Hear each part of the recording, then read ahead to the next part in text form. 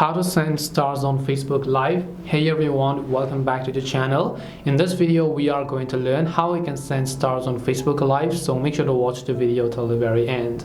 If you want to send stars on Facebook Live, all you have to do is go ahead and then first of all make sure to launch the Facebook application that you can find here, and then simply just come to the watch tab here. Once you come to watch tab, you can just go to live to find random live videos on Facebook, and now right over here you can just go ahead and then basically search for a live footage that you might want to react or maybe do something on. And if you want to send stars for this live, right here you can see the little star icon from the bottom left. This could vary depending upon the version of Facebook that you're using, and when you tap the star icon that you can find here, now you can simply choose to select a star, the amount of stars for the amount of money that you want to send to the streamer.